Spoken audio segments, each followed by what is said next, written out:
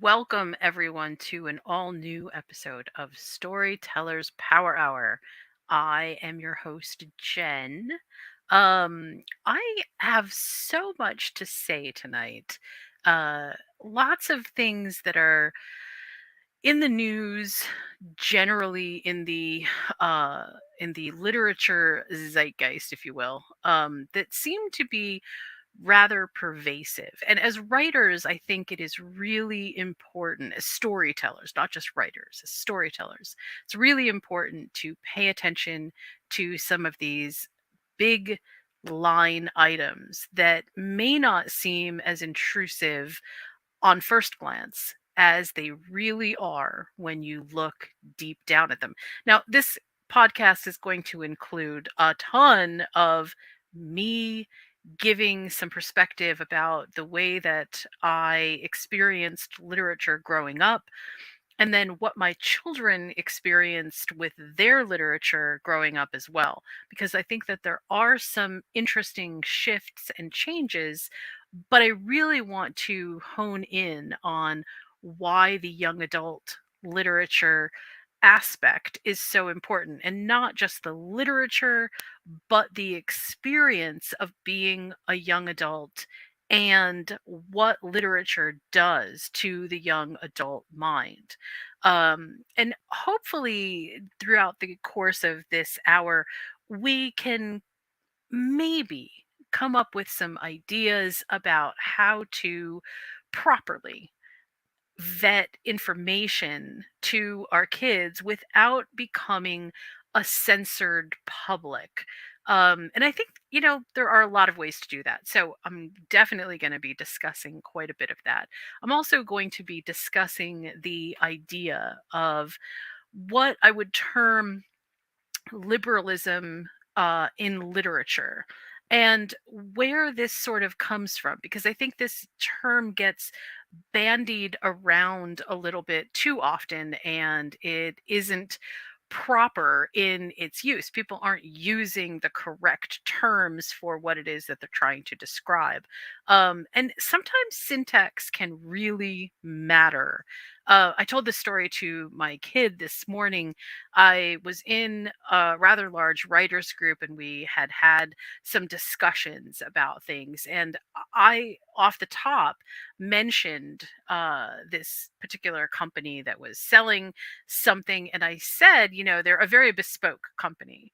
And when I said that, the person who, I won't even say that they were, they're not like a troublemaker, they're not a, whatever. They're just a normal everyday person, said, this whole bespoke thing makes me very uncomfortable, because when things are bespoke, it means that they are, and then he went into a whole rant about woke.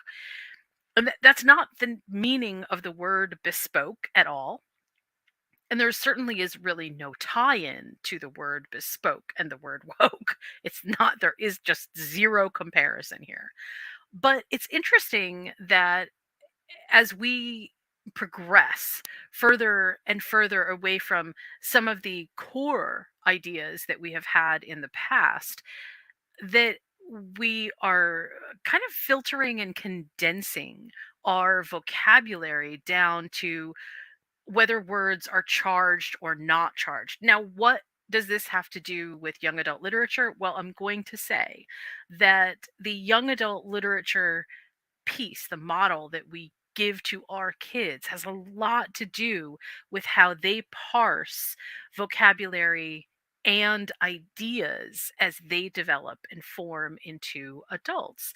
And so we don't have a lot of people who, as young adults, are wide and varied and voracious readers who don't understand core concepts of words as much as we do adults who don't have a very wide swath of literature and information at their behest. Now, something else which I find kind of interesting is this big idea behind how anti intellectual we are moving as a culture.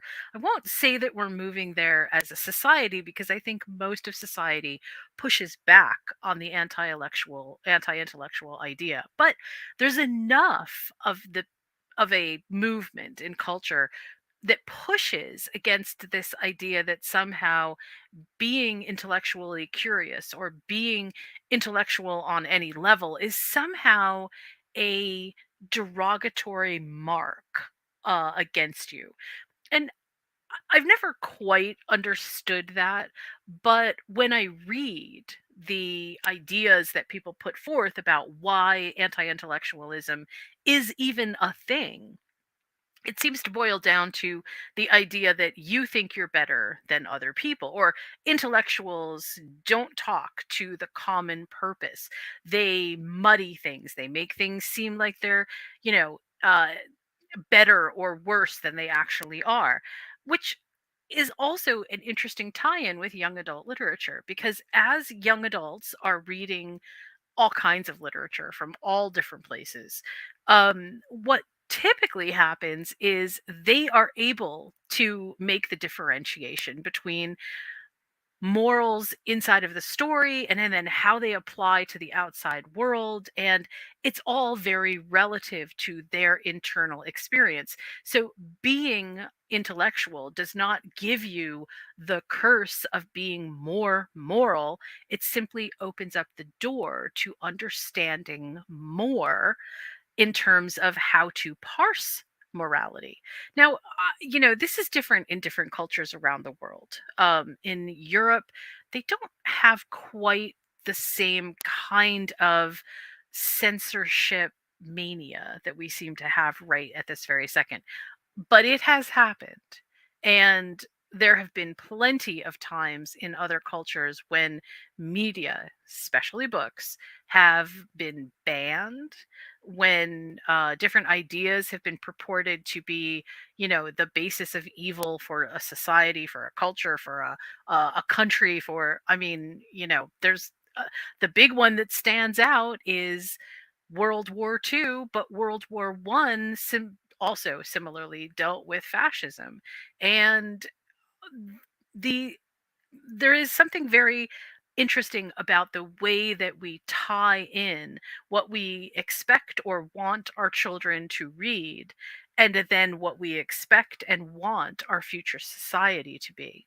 So I'm going to bring in my producer and guest, Josh, because Josh has young adult kids. And what I want to sort of talk about is the that shared experience, the shared experience that I had with my kids and what his experience is now. And see if we can come up with, what sort of is shifting and changing, and maybe have a bit of a discussion about how to problem solve some of these things. So, Josh, welcome to the show, and thank you so much for being a guest. Yo, yo, yo, yo. How's it going out there, people? Josh, I know for a fact, grew up reading. I have no idea. What did you grow up TV reading, Guide. Josh? No. Hey, I did too. I didn't I'm learn a lot lying. I from it. never read TV Guide. We couldn't afford it. Yeah. Oh my gosh. Wow. Yes. We actually had a subscription to TV Guide for a while, and I felt like the richest family on the block. It was like a thing. Like, oh, I So don't you need to. come from privilege. Yeah. And I don't actually think that anybody thought that we were rich because we had TV Guide. Only I did, but it was enough. And actually, I'm pretty sure that we won it in some kind of raffle. So, don't actually even think we paid for it. What kind of stories did you grow up reading? Also, hello, Eugene. Welcome to the show. The stories that I grew up reading, it's hard to really narrow it down because I had this tendency to utilize my school library. I Hmm. know it's odd to think of people doing that these days, but back then we had our designated library days for a certain class to go up to the library, and Hmm. I would check out roughly 60 books Wow. and read them all in a week. Wow. That's Impressive. Uh, do Unfortunately, I was a very early adopter of the binge lifestyle, and Oh, and unfortunately, when you binge any kind of entertainment, whether it's in a television movie or even written format, you kind of you power through it, and maybe the information retention just isn't where you would like it to be. You know? that is, I think, that's it. First of all, that's a fair assessment of power reading. Um, when I was in 8th grade, I think, 9th grade, I took a class that was completely, like an after school kind of a thing where they were trying out some new techniques, and it was called speed reading. And the idea was, if you can speed read through something, then you can get enough information out of it that you will retain it when you, and basically be able to use it when you need it. Um, I didn't find that that was very true. I found that if I wanted to savor a story like a novel, I did not adopt any of the speed reading techniques because I always felt like I was missing parts of the experience by not reading how the author wrote. If you're just reading the main highlights from a sentence, then you don't get prose. You don't get the experience of the actual written word as it is intended to be read. And I think probably the biggest person, then, I mean, nobody who knows me would argue that this isn't the biggest, was because I read Tolkien so young. I got really spoiled by a type of narrative prose that then I had a hard time when those conditions were not met anymore. But I grew up reading, like you, pretty much anything anybody would put in my hands. If somebody gave me a book about 15th century China, I'd read it. If my mom was reading Shogun, which she did some summer, I picked it up right after her and read it. And I didn't always understand what I was reading. And when it comes to novels, it's a lot easier, I think, to get narrative out of your books, right? Much more so than, if you pick up a textbook or if you pick up a scientific book. It's a lot harder to understand if you don't know the jargon, if you're not experienced in sort of, the foundational knowledge that you need to have in order for those science principles to make sense. But you still get something out of it. You get basic arcs of information, and I feel like that's kind of what encouraged me lifelong to continue along those lines. It also gave me a fascination for language that it superseded everything else in my life for years and years and years. But tell me, from your perspective, did anybody ever tell you that you couldn't read a book, or that that book might be too adult for you? Were you ever told that?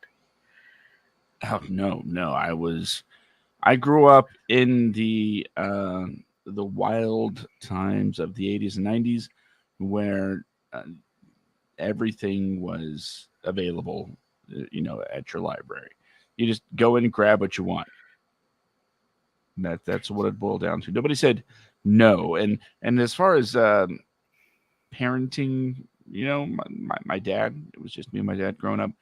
Um, not to fault him or anything like that, but I think, like most parents of the time, it was more of a the kid's gonna do his thing, and not really any kind of checking in or wondering what I'm doing or reading or So you're going. so you're classic Gen X. Yes.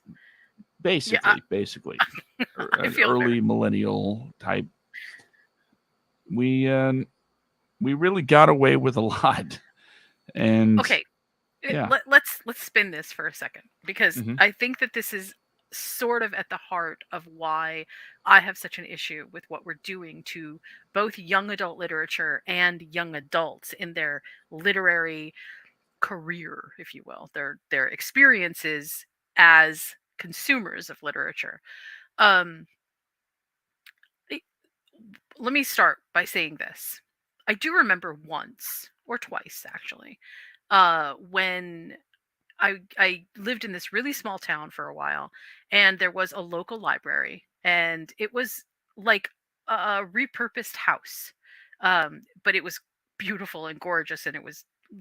I spent hours and hours and hours in there. I loved it. It was just glorious. And I had picked out a couple of books, and the librarian, who obviously had read all these books, which was also really great, said to me, "This might be a little bit above your head." And, of course, I was incensed. How dare you say that to me? But I also recognized that what she was saying was not so much, "Hey, I don't think you're going to understand this," as much as, "Hey, is this actually where your mental headspace is? Like, let me check in on you. Where are you?" And in some ways, I think that librarian was sort of acting as a guardian for me, which I didn't really at the time. I didn't like it, but I do sort of understand where she was coming from. Now, I eventually did check out the book, and it was a book about an Aztec civilization. And for the life of me, I can't even remember the name of the book. But yeah, there were human sacrifices in it. There was a lot of sex. Um, there were the conquistadors had come through.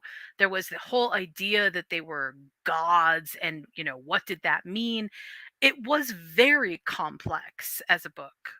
It probably too complex for me to really understand, but I read it, and in some ways I feel like each time we remove the ability for young adults to consume literature on any level, what all that we're really doing is creating less and less promise and ability for the future. And I'll say that part of what I think I absorbed from that book were vocabulary pieces that I would never have. I just wouldn't have run across them if I hadn't read the book. So, did I look up words? Yes. Did I understand context? Well, yes, eventually, because as you read the book, more of the context becomes more apparent. But did I understand like the big metaphors? And no, of course not, because those are things that you experience as you get more experience reading and living and experiencing, right?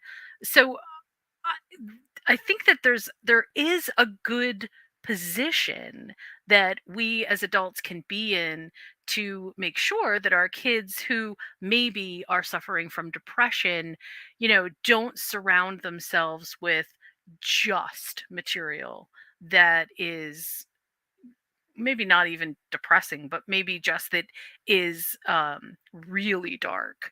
And I mean, that can come from a place of caring, but I also think that the moment that we start censoring literature for our kids, we stop allowing for the free exchange of ideas. And I don't quite understand, and maybe you have some kind of input on this, but I don't quite understand what the purpose is behind the restriction of literature. Now, I mean, don't get me wrong, I understand the top line, which is, the shouty neon sign that says, well, you can't sexualize kids, therefore they can't read sex. You can't expose kids to this kind of violence because then, God forbid they might get this idea. You don't want kids thinking that they can do some of the things here, or maybe that, even if it's a fiction reality, that they might get the wrong idea about history or something like that. But I mean, honestly, the the through line under this is something that I just don't understand. And do you have any insight in on what you think that might be about? You're asking me what if I have any insight on what uh, banning material from kids might be about? Okay, let me rephrase, because Okay. I feel like we're saying banning, and I'm not actually saying that it's the banning of the material as much as it is, no, young adults should not be reading X, Y, or Z. And take out for a second the textbook aspect of this, because I feel like that belongs in a slightly separate conversation.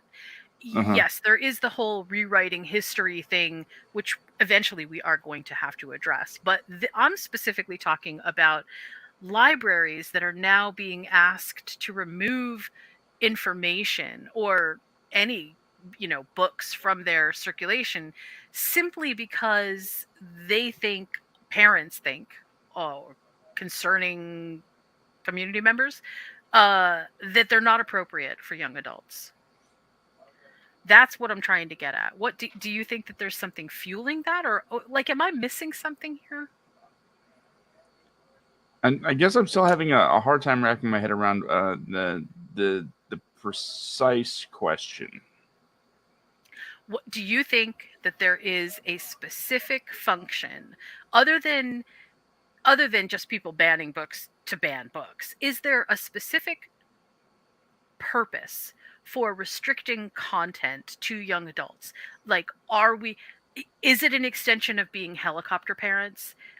Because yes, I know that there is a certain faction of our society that is sort of going a little bit crazy with culture wars, and Hmm. I totally get that.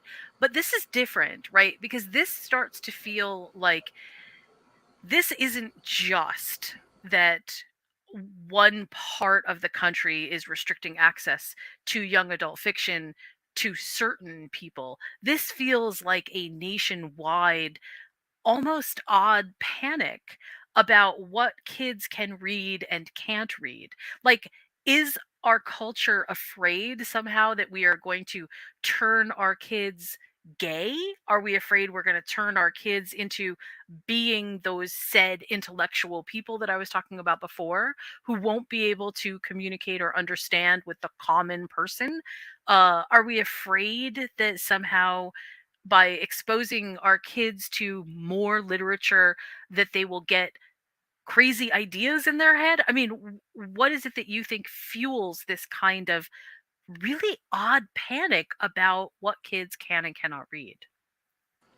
Well, I think it's important to um, make known that the size of the said people panicking is definitely much smaller than it seems. It's a very vocal minority that's managed to get these things done when it comes to regulating books and things like that. Because a lot of districts have been, it's almost like looking at the way the studios look at mail, right? Well, this hate mail, one person equals how many thousand people, and try to adjust for volume. So yeah, in some cases, I'd say the reactions from the districts are a little bit knee jerk whenever there's any kind of resistance to the things that they're putting out there.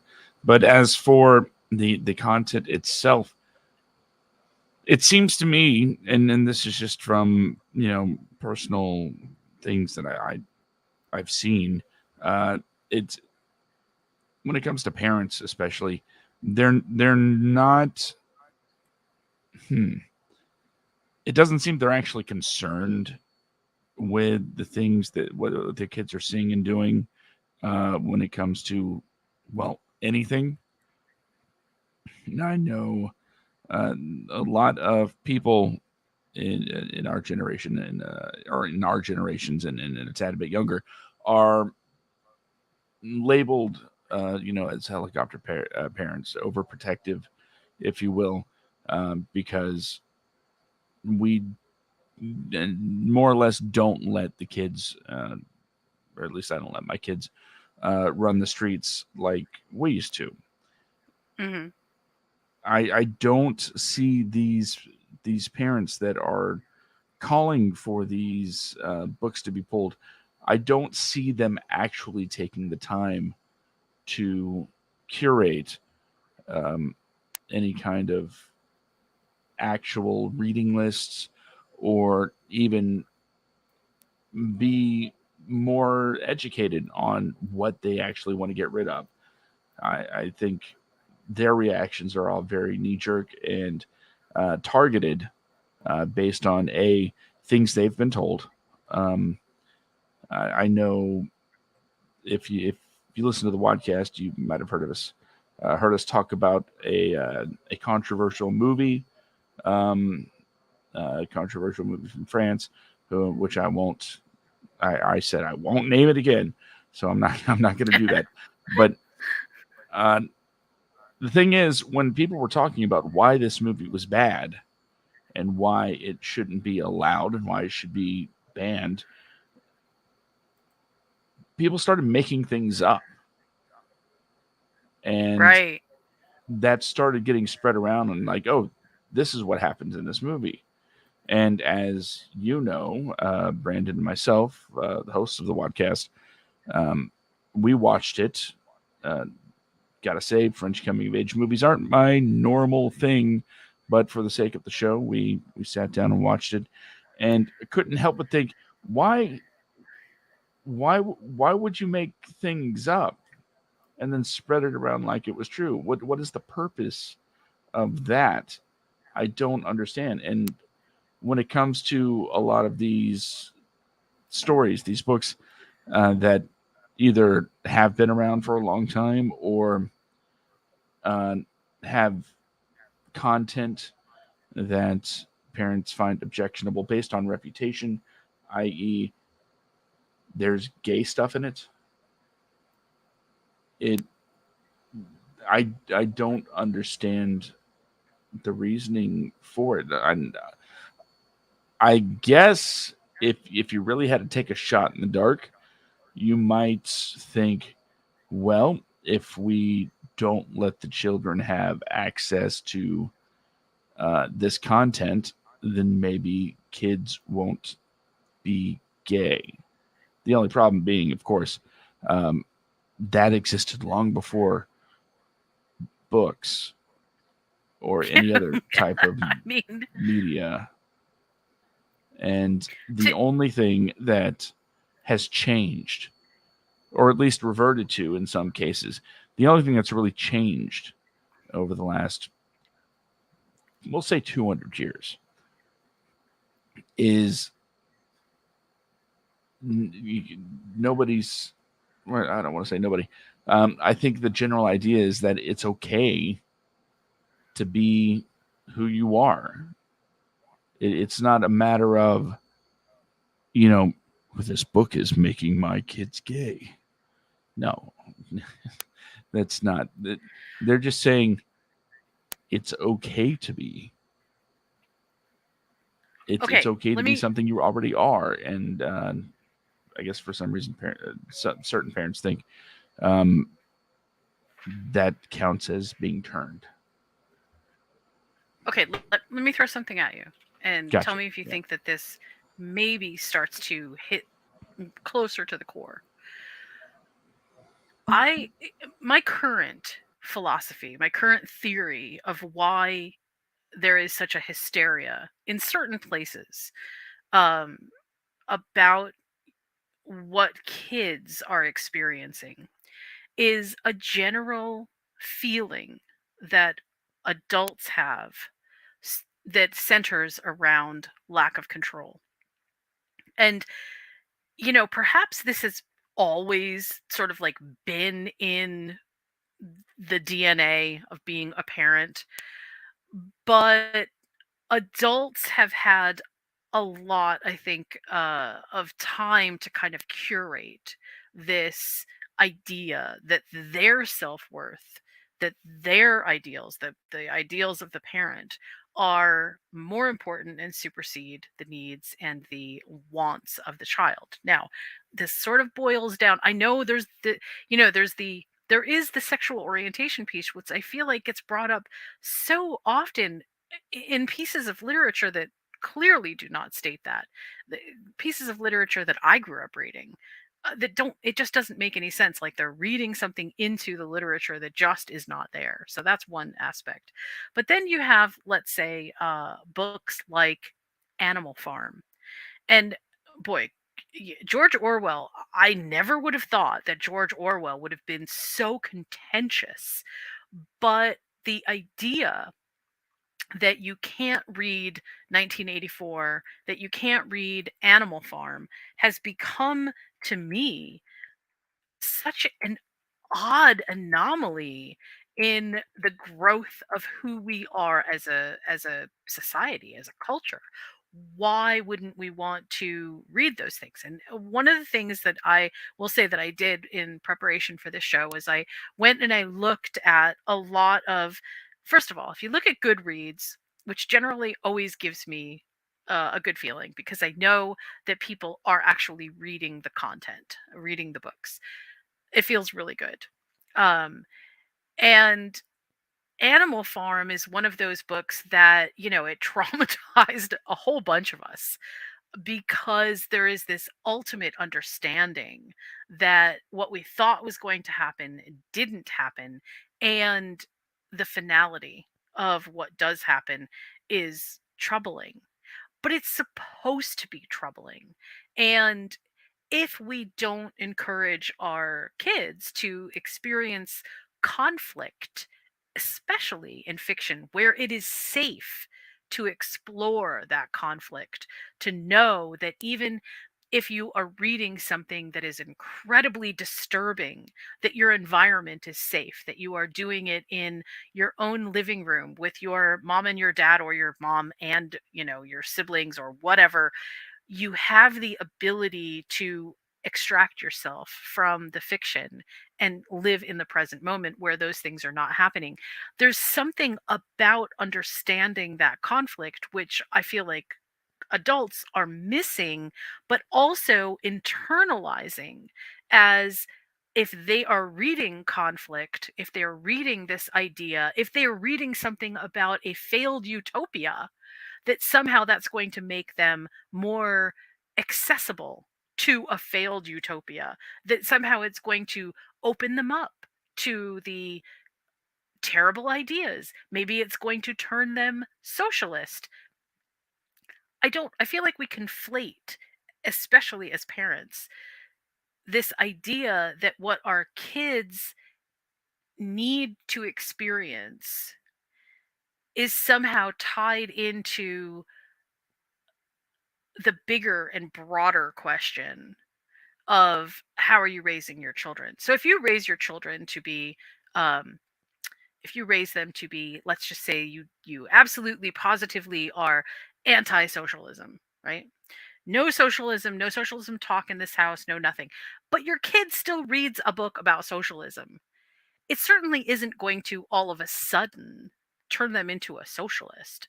But I sometimes think that the core piece that we're missing here is that it's parents that are causing, with ultra control issues, that are causing this issue. And I can't even say that I think it's ultra control issues over kids. I think it's ultra control issues over a society that they don't like. And so the only way to assert their power is to assert it over the least of the people who have a voice in being able to decide for themselves what they can and cannot read.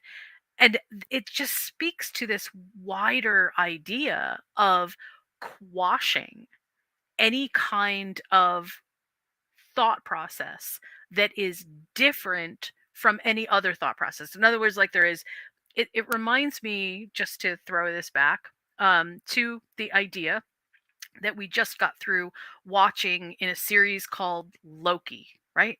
Disney series, part of the Marvel universe, really, really good.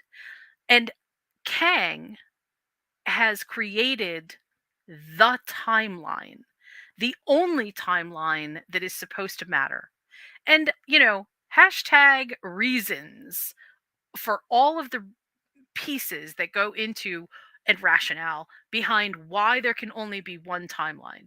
But basically, it prunes anything that is any kind of variance off of the timeline. And this, from a metaphor standpoint, is exactly what I think is happening with young adult fiction. We are trying to take any kind of variance out of the equation for how children will grow up and affix them on one path and one path only.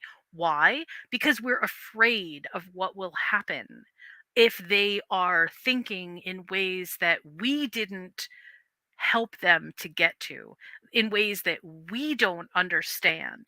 But that's essentially not even a valid argument, because restricting things, first of all, just makes them more wanted. That's a big thing. I mean, if you know a teenager, you know that saying no means, okay, well, how can I actually get it?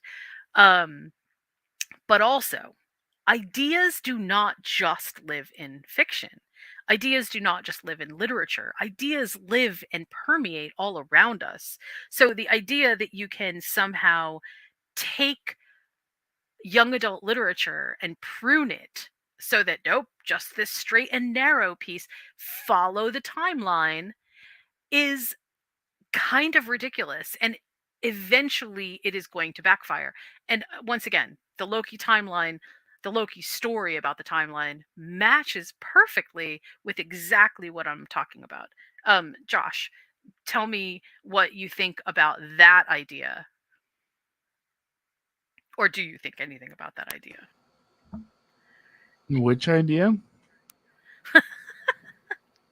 Okay, so tell me what you think about the idea that what we're really basically doing is a very similar thing to taking any kind of variance out of the equation for our kids so that only the ideas that we control are the ideas that they will have. Okay, and you're asking, okay, gotcha. So let's start off by saying yes, absolutely. That That's a is good place. what is happening. If this certain subset of parents and their ideas of control are followed through on, let's just take it to the next logical step on this path, right? You control what they have access to at home. Naturally, you're the parent, Right. so it's your job. Unfortunately, when it comes to this particular subset of parents, it's always going to be, we talk about this, but there's not a whole lot of follow through for the most part. But there are some that do, and they keep their kids kind of on a tight leash, and really do control the media that they ingest. So then you have your kids under control. Well, most of the time you kind of got to send them places like school, and when they're in these public places, other influences will start um, being a part of their lives. That's just life. That's social interaction. Your kid's going to interact with a lot of different people, and guess what? They're all not going to agree with your ideologies, no matter what they are, and no matter where you send your kids, whether it's a public school where it's just a sort of melting pot of all sorts of different backgrounds and cultures, or whether even if it's a strict religious school, it doesn't matter what religion, because the kids are going to have their own ideas. And then those kids are going to start influencing your kids because that's what kids do. So the next thing for the parent in this subset is to do, you got to control what the other kids have access to. Right. So those ideas don't get into the other kids, and then kind of reticulate back to your own child. And as you know, a kid gets older, and the parent feels less in control, it seems will try to take more control just to remain the sole influence in their child's life. And I really hate to think that the reason for this push is just for the sake of controlling people. I would really like to think that it was more of a concerned parent that's taking it to an insane degree. But unfortunately, I think it's a combination of those things. And as it stands, like I said at the jump, yes, you're right. Control. It's just how much do they want before they're satisfied? And the answer is usually, um, well, you can't quantify it because we haven't reached that limit yet. You know, I'm reminded of a play that I read when, I don't know when I read it. I was in middle school, whatever. And it was called The Effects of Gamma Rays on Man in the Moon Marigolds. And this particular play is centered around a single mom and her two daughters.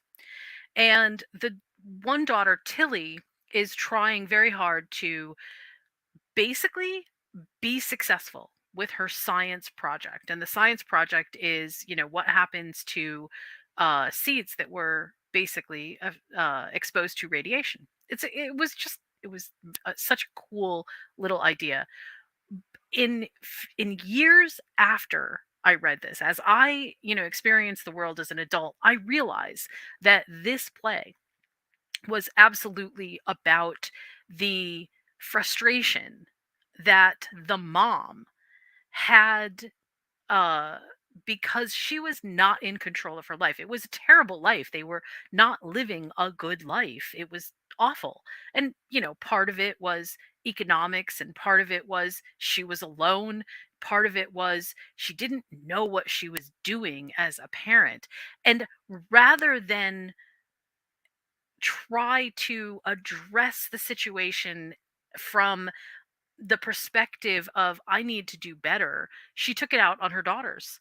She made one of her daughters the favorite, and then she took the other daughter and basically, tried to disrupt everything that she could to make her not successful, because then that would somehow steal the spotlight from the mother. Now, the reason that I bring this up is because I think that this is exactly what is happening right now, where society, or our culture right now, is the mother, and saying to a lot of the Tillies out there, you cannot do this, because if you do, it will be a bad reflection on me.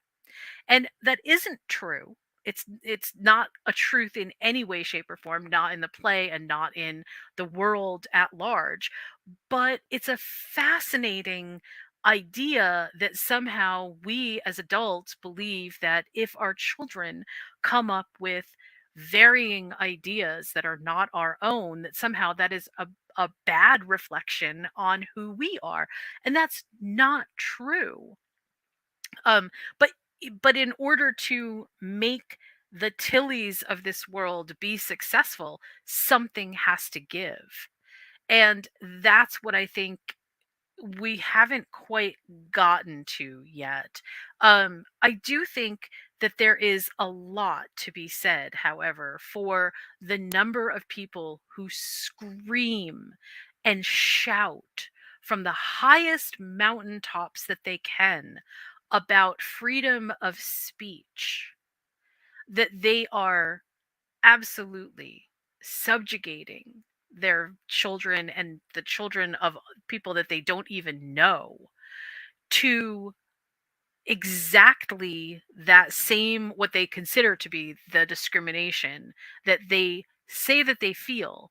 They're subjecting everybody else to it by saying, well, you can't take away my freedom of speech, but I can take away your freedoms. And it's it it I mean, I struggle with this a lot because it's not that I am not sympathetic and don't understand where it comes from. I understand that it is hard to feel disaffected. It's hard to feel like Beatrice in the play of Man in the Moon, effects of gamma rays on Man in the Moon marigolds. It's easy to feel as if the world is against you and that the only thing that you can possibly do is try to control somebody else's life or try to keep the ideas that you don't want somebody to have because, well, I didn't have these ideas. The, they must not be good ideas. Or you can't possibly have joy in your life because I don't have joy in my life. Those, when we kind of come down to it, that's, I think, where we seem to have the most difficulty. And again, I'm not unsympathetic, but if we can't figure out how to allow for new ideas, for to brace our ideological spectrum up with new ideas, and not just new ideas, but really understand how to navigate conflict, navigate issues. I mean, part of the reason I had said this in another writers group, um, one of my favorite ideas is that all apocalypse stories are flood stories. That is, the original apocalypse is the flood, right? And cultures around the world have a flood story. They're not all Christian. Oh my gosh, I really hate this idea that, only Christianity can have a flood story. Cultures all over the world that are completely not connected in any way at the time developed flood stories from either, they're sort of like, here's the creation timeline, here's the things that have happened, or their mythos contains flood stories, right? But it's the original apocalypse story.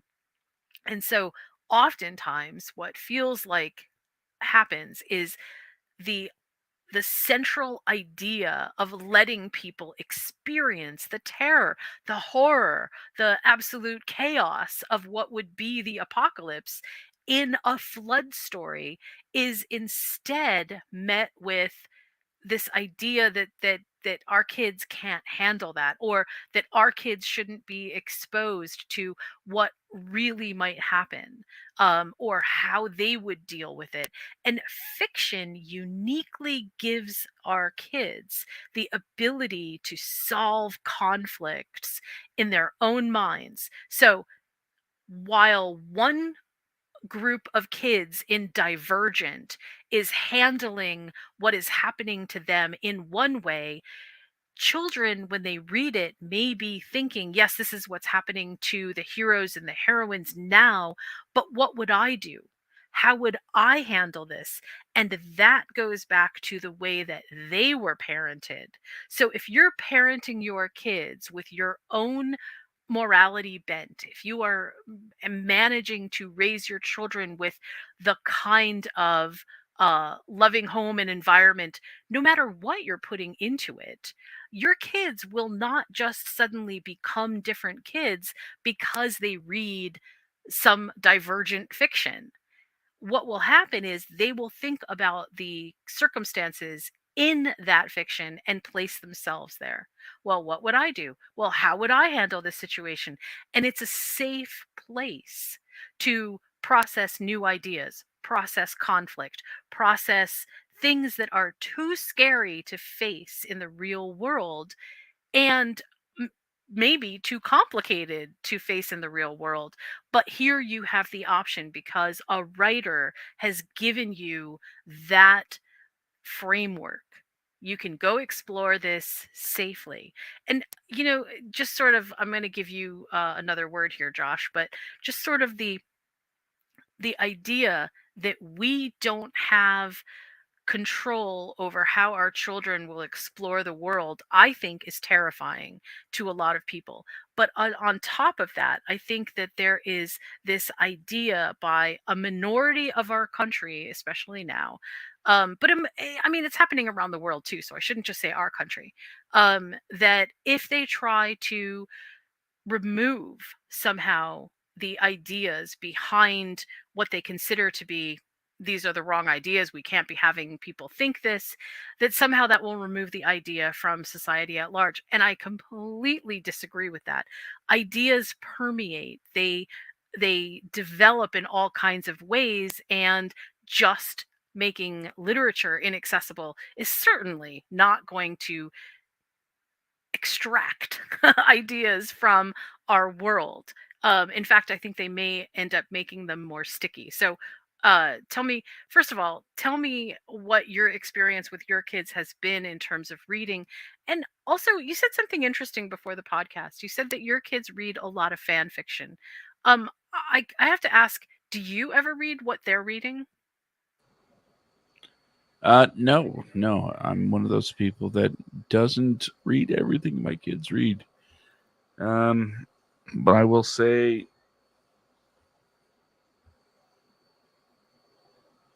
it is very, very much related to Supernatural. Oh, of course, as Yeah. all, yeah. There is archive of our own sports. I can't even remember what the tag count is right now. But it's enormous. It is absolutely enormous right now.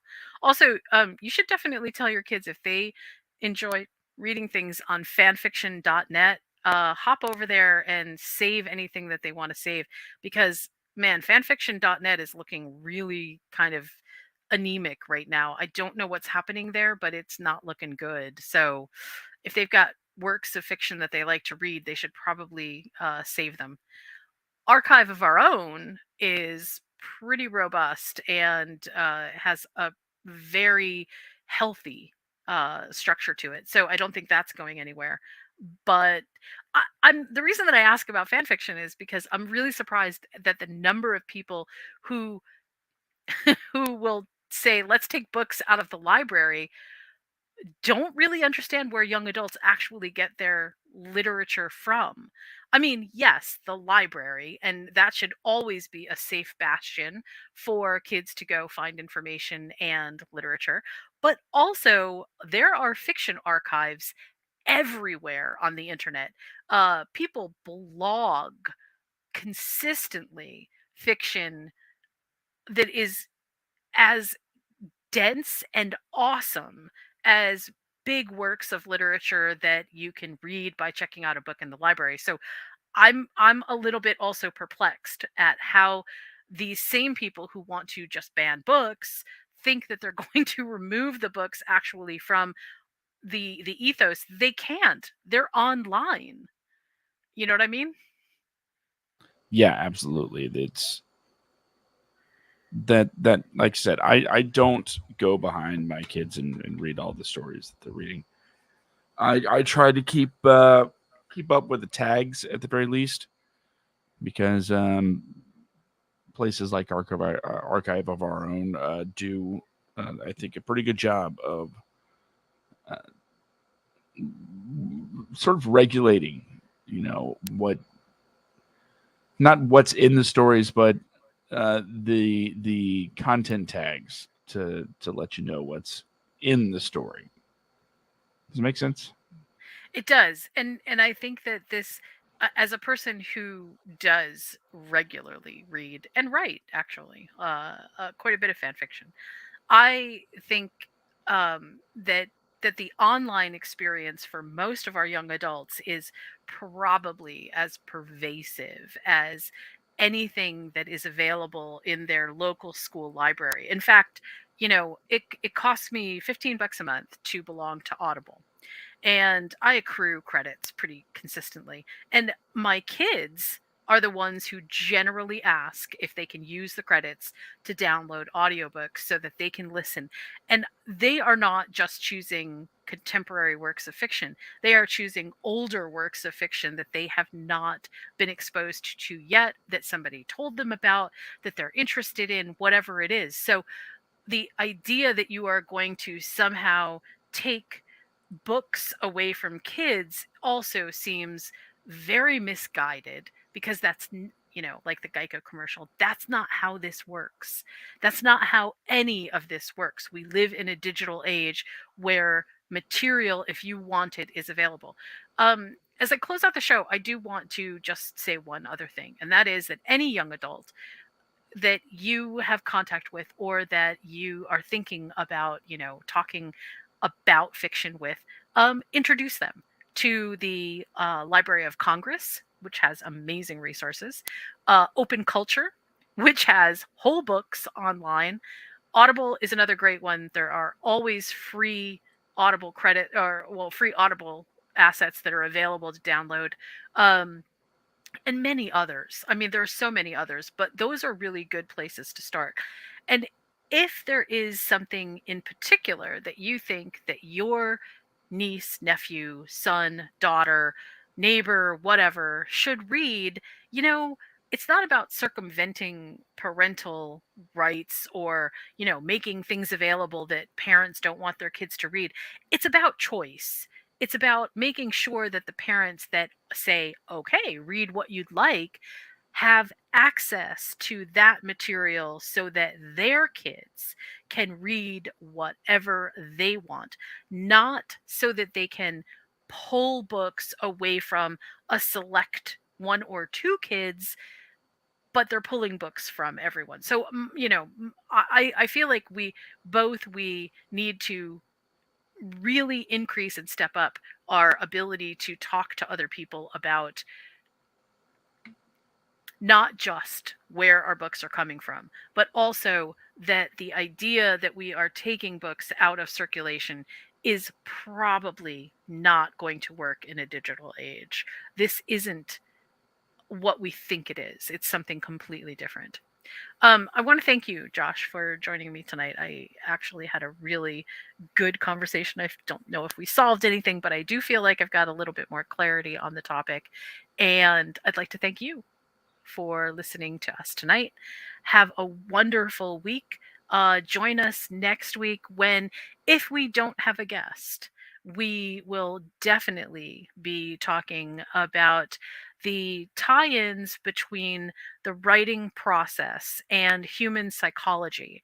I have some really interesting ideas, which I was recently re exposed to with my open storytelling system, which I will get into then, and how layering human psychology inside of our stories really makes a difference in the accountability that the reader feels for the main characters. It's a kind of an interesting process. So join us for that, and join me uh, tomorrow as I try to make my way through the Wadcast and be the host that I'm hoping I will be for Josh and for Brandon as they take the night to do fun stuff.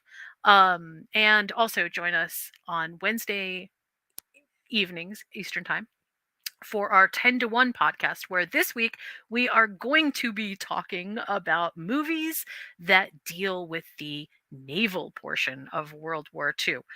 Should be pretty interesting. I made a list of quite a few already, and man, I have to say, there are some really good movies out there that deal with really human problems. I mean, and I don't just mean like, you know, the problems of war. I mean, wow, they're really deep. So I'm really excited about our 10 to 1 podcast. Josh, thank you very much. No, Any closing you're words? very welcome. Closing words. Okay. Yeah, I actually do. It's sort of a I don't want to say warning, but it's definitely something to think about. Parents, soon to be parents, or those of you that just believe you have the best interests of kids at heart. Ultimately, the thing to remember is your kids, these kids, all kids, are going to, for the most part, end up who they're going to be. If your goal as an adult person in a child's life is to maximize their happiness for their future, then you allow this to happen for the most part. As long as it's not self-destructive behavior, things like that. Um, but if you are just itching to create another you, without regard for how your child or any child feels in the matter, then there's a good chance you will be creating more problems for not only this particular child in the future, but the people that will associate with this child, and the only people that will benefit from this, if you're lucky, are the therapists that are going to have to fix your mess. That is such a good point. Josh, thank you very much for being a guest tonight. Oh, you're Those were welcome. awesome closing words. So, with that, we'll sign off and we'll see you next week. Bye. We named the dog Indiana.